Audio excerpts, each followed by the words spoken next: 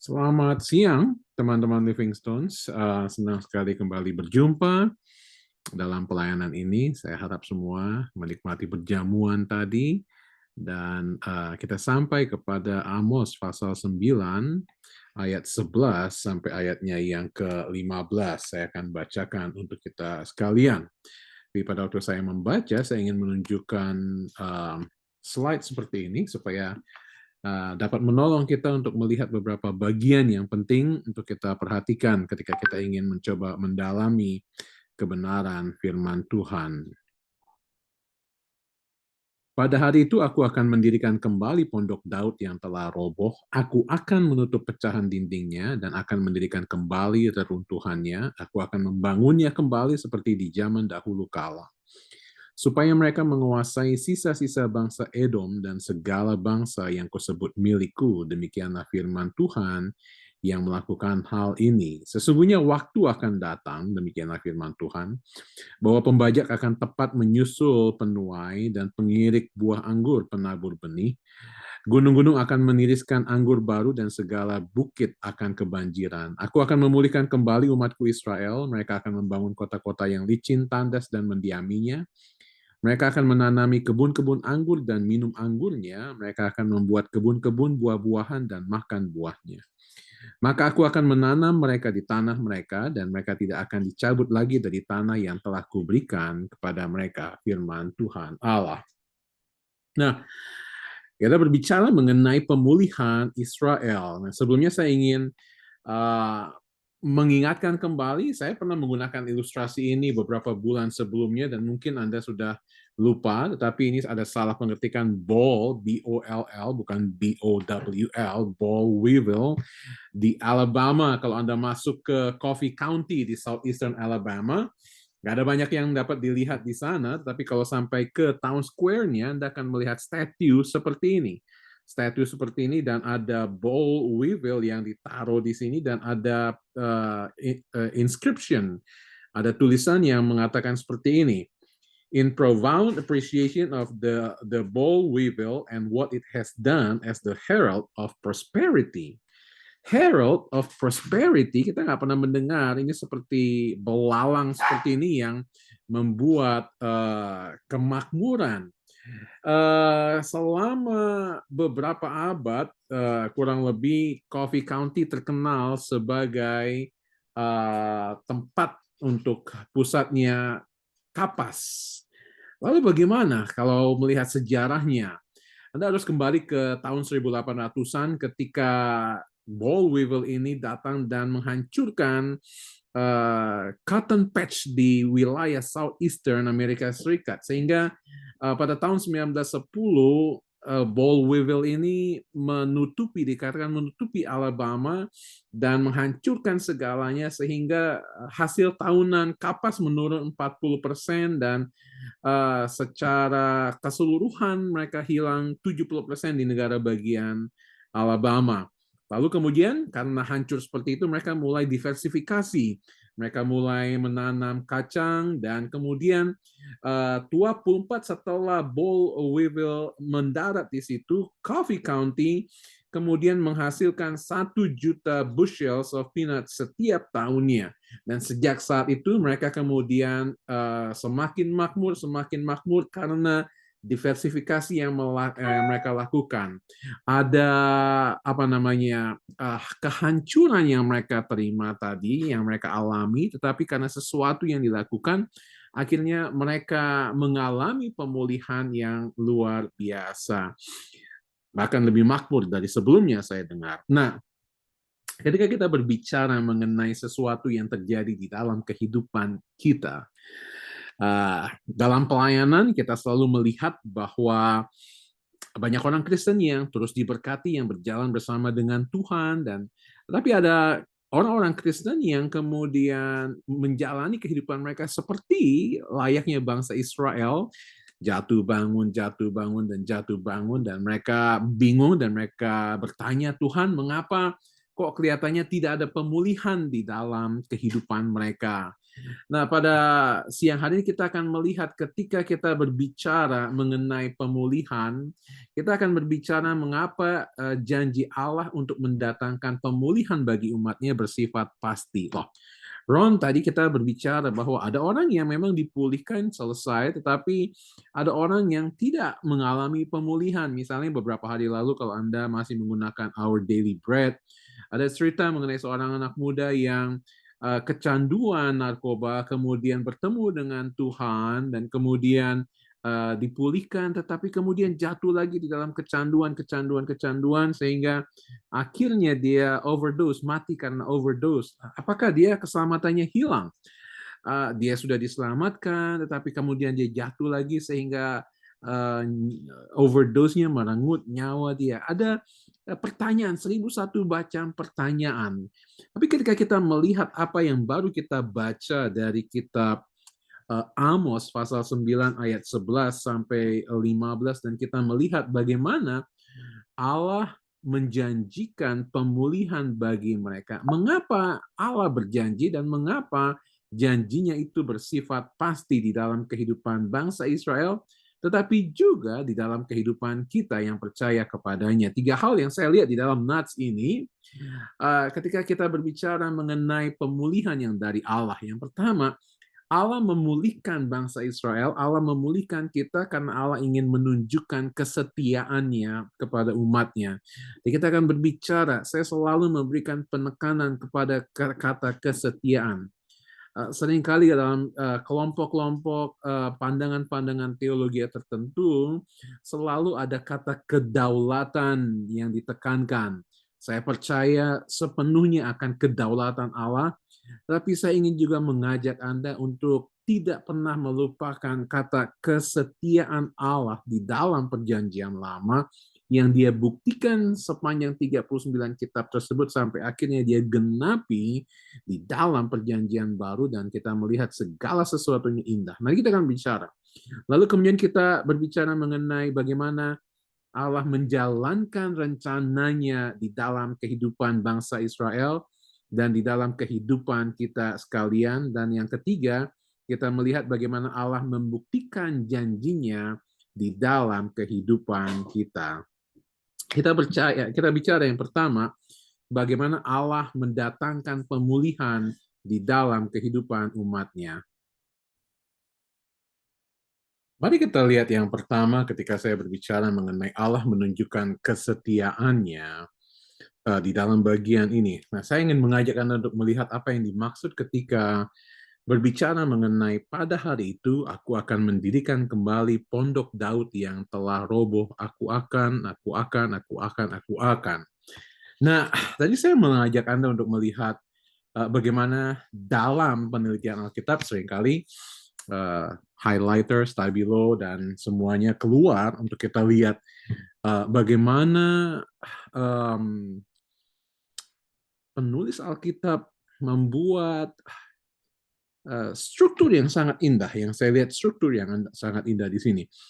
Ketika kita melihat bahwa Amos sudah membuat outline untuk kita, garis besarnya sudah, dan memang kita melihat ada banyak sekali aku akan, tetapi di dalam bahasa Inggrisnya, ketika saya melihat bagian ini dengan cepat, saya melihat ada 3 outline yang diberikan oleh Amos kepada kita di dalam beberapa ayat ini, 5 ayat ini. Yang pertama, aku akan mendirikan kembali pondok Daud yang telah roboh. Ini ada pengelompokan di ayat 11, 12, dan 13.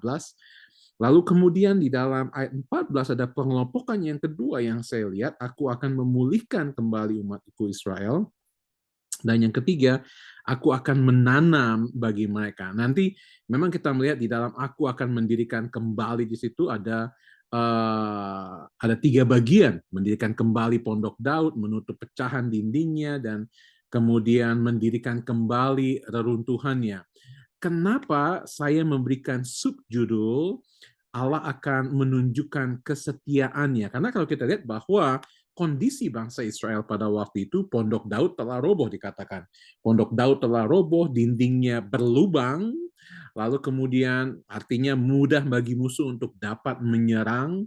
Kita masih ingat ya bahwa pada zaman dulu ketika orang membangun tembok, bukan sekedar tembok seperti kita, tapi tembok di mana orang bisa membangun rumah di atasnya. Bahkan dikatakan bahwa seringkali juga kereta-kereta kuda ditaruh di atas sehingga dengan cepat mereka dapat memobilisasi pasukan-pasukan pada waktu itu. Jadi ketika dikatakan dindingnya pecah atau berlubang, eh, tembok yang mungkin tebalnya 5 meter atau 6 meter tersebut berlubang. Jadi Anda dapat bayangkan, jangan membayangkan hanya berlubang seperti rumah Anda punya dinding dan berlubang, tapi ini tembok yang tebal itu berlubang sehingga mudah bagi musuh untuk dapat menyerang. Lalu kemudian kondisinya adalah kota-kotanya telah runtuh. Nah, kita akan melihat di sini bahwa ini seperti satu progression yang ada di sini, ada tahapan yang terjadi di sini.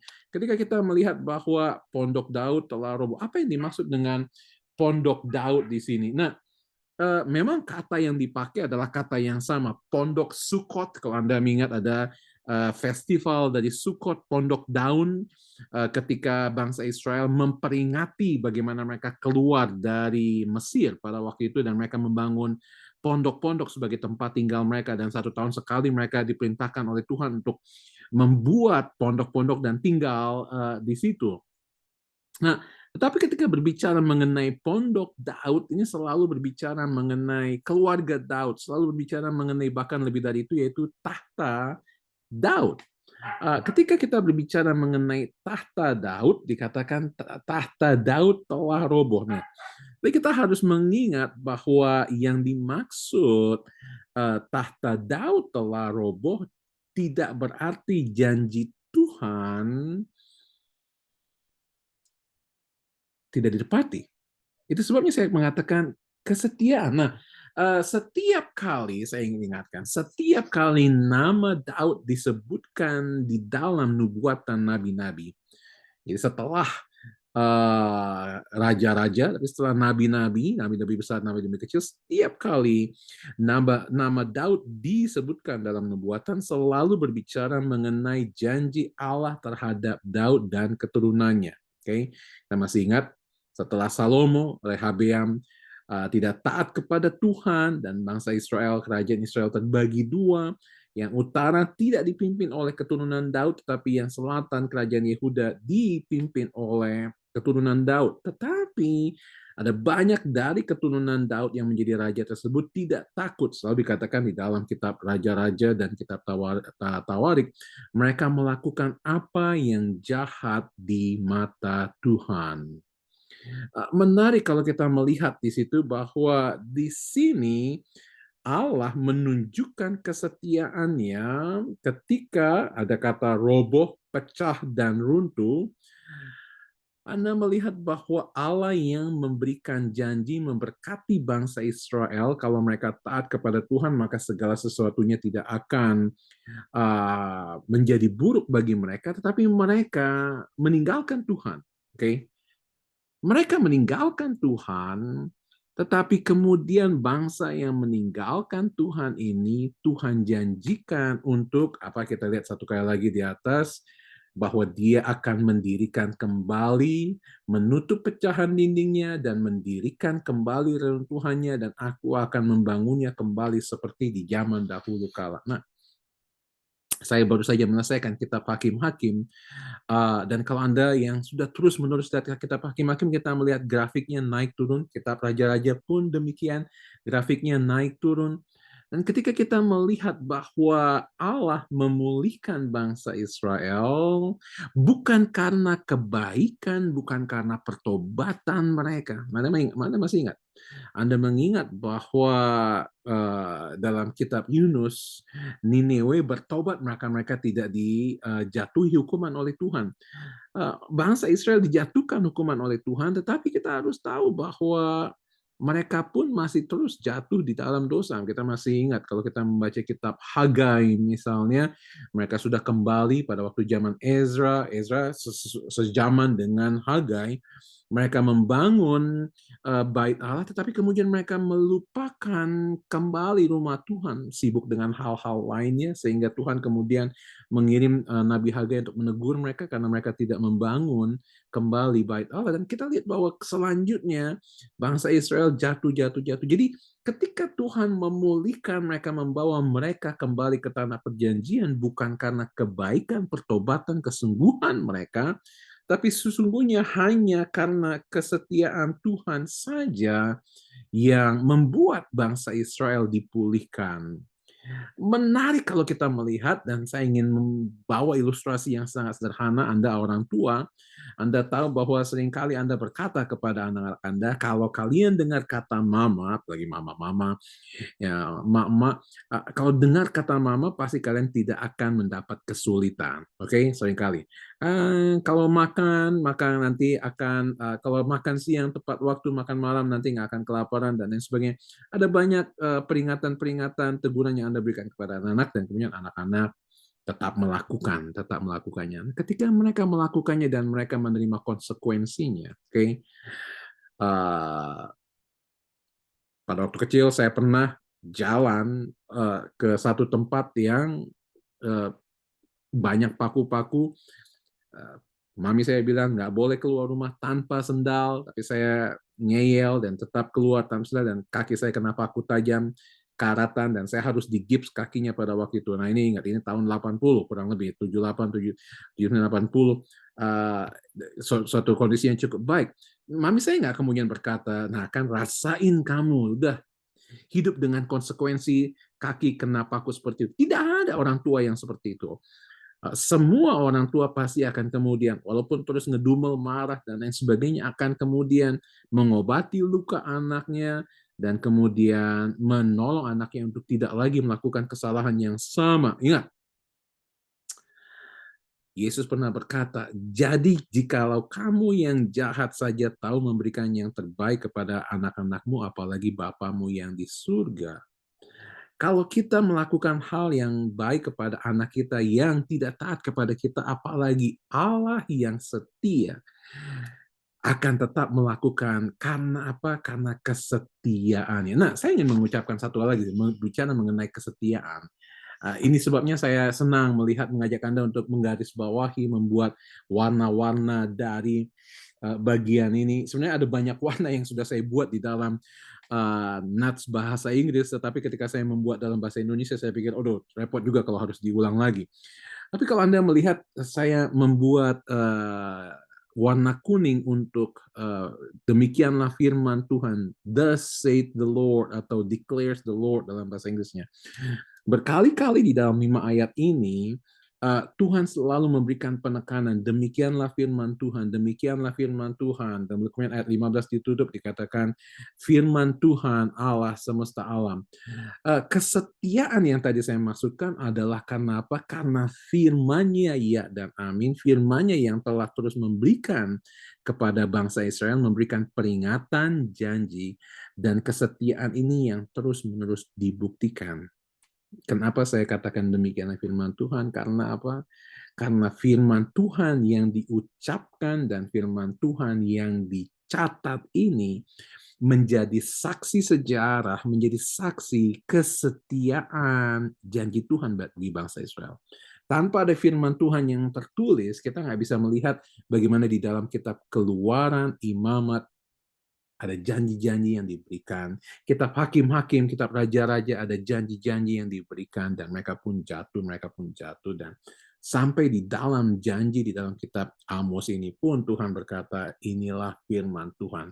Kesetiaan firman Tuhan yang diberikan kepadanya. Lalu kemudian yang kedua, kita akan melihat bahwa Allah mendatangkan pemulihan karena ada rencananya yang akan dia jalankan. Mari saya akan mengajak Anda untuk melihat ayat 13, ayat 14. Bahwa pembajak akan tepat menyusul penuai. Artinya adalah bahwa Anda tahu, penuai nanti beberapa bulannya. Tapi dikatakan begitu makmurnya, begitu dipulihkannya tanah itu, sehingga pembajak aja bisa menyusul para penuainya. Artinya udah segala sesuatu berjalan dengan cepat ya, tanam panen, dan kemudian dikatakan pengirik buah anggur menyusul penabur benih baru menabur, tapi para pengirik sudah siap untuk menabur, begitu fertile, begitu subur tanahnya. Lalu dikatakan gunung-gunung akan meniriskan anggur baru sehingga akhirnya segala bukit akan kebanjiran anggur. Ini ada pemulihan yang luar biasa yang dinyatakan. Lalu kemudian ayat 14 berkatakan, aku akan memulihkan kembali umatku Israel, membangun kota-kota yang licin dan mendiaminya, menanami kebun-kebun anggur dan minum anggurnya, membuat kebun-kebun buah-buahan dan makan buahnya. Nah, saya ingin mengajak Anda untuk melihat bahwa ada penekanan kepada kata kota di sini. Ada penekanan kepada kata kota, dan ini ada hubungannya dengan apa yang saya maksud dengan rencana Tuhan.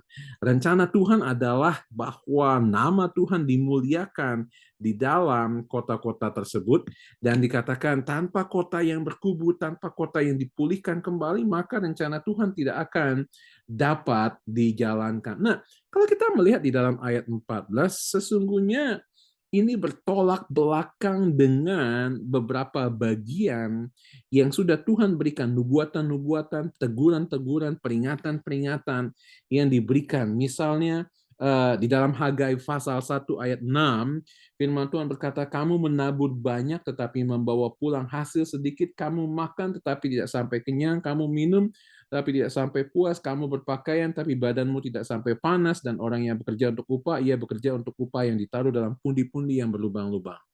Kalau Anda masih mengingat di dalam kitab Maleakhi, sebelum Tuhan memberikan janji tentang bagaimana dia akan mencurahkan membuka tingkap-tingkap langit bagi mereka yang setia di dalam memberikan perpuluhan, tapi sebelumnya Maleakhi menegur mereka karena apa?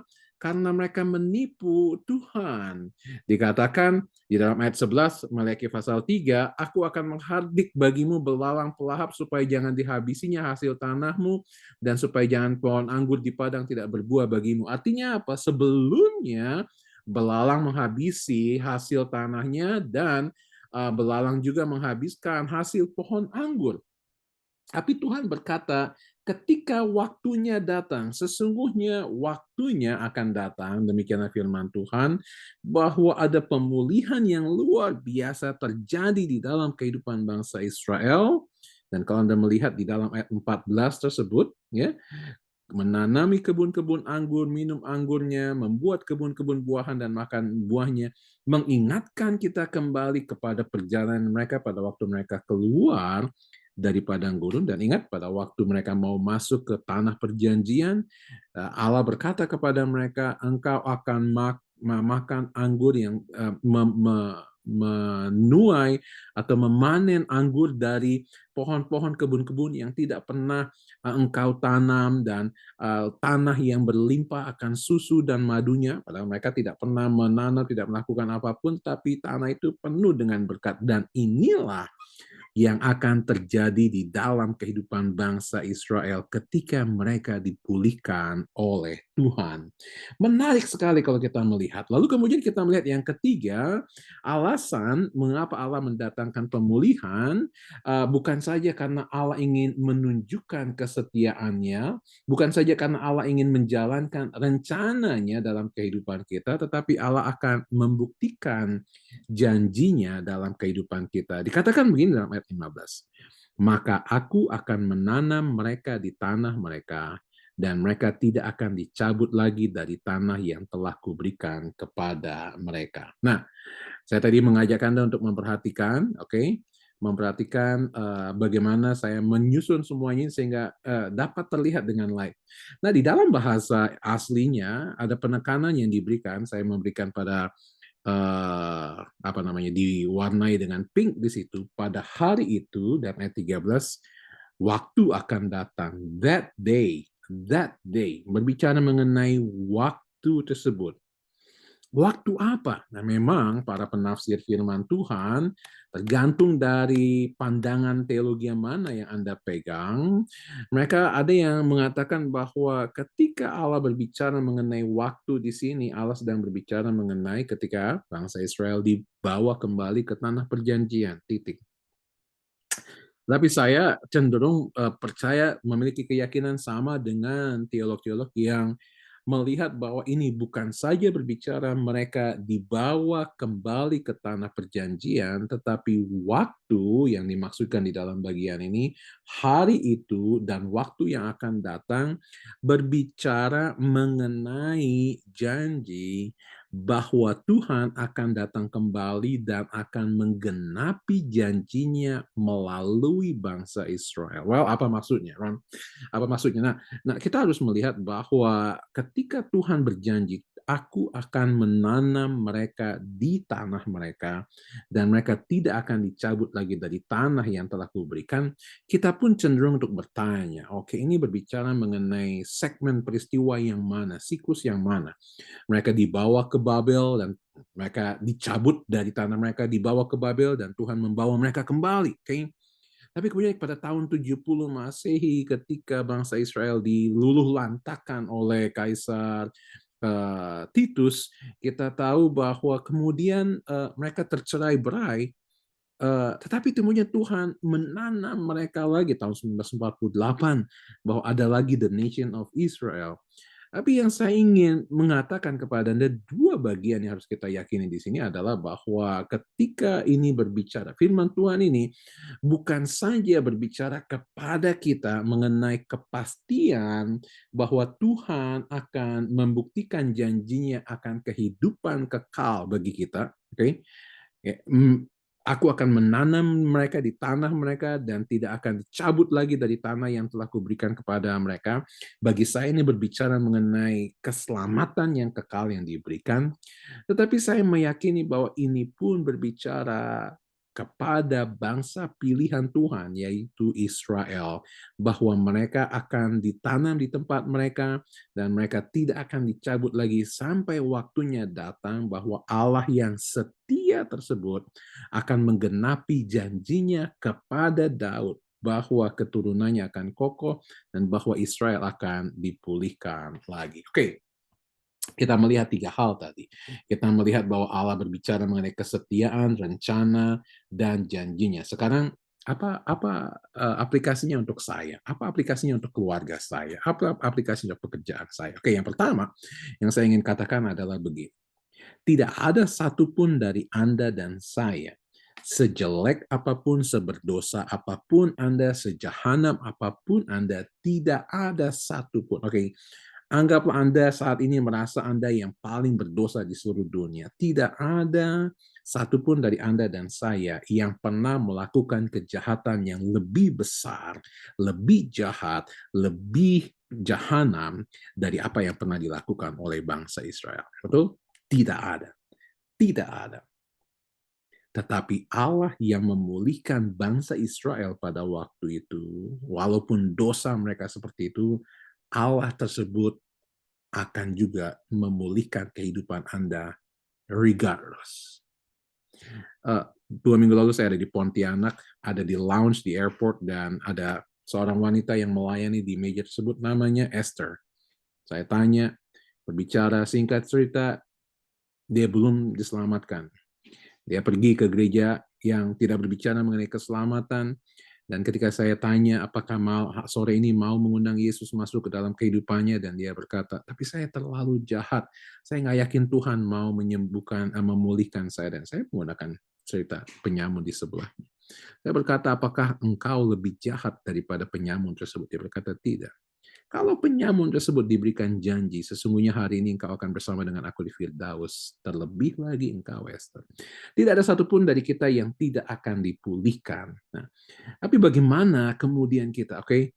Ya, tentu saja kita tidak mau melihat 70 tahun sampai hari pemulihan tersebut dapat terjadi, tetapi kadang-kadang Tuhan bekerja 5 hari. Kadang-kadang Tuhan bekerja 1 bulan. Kadang-kadang Tuhan menuntut untuk 2 tahun. Kadang-kadang Tuhan menuntut sampai ada beberapa waktu sehingga hal tersebut dapat dipulihkan dalam kehidupan Anda. Tetapi yang mau Tuhan lihat dari kita adalah kesetiaan kita untuk dapat melihat kesetiaan Tuhan, rencana Tuhan, dan juga janjinya dibuktikan di dalam kehidupan Anda.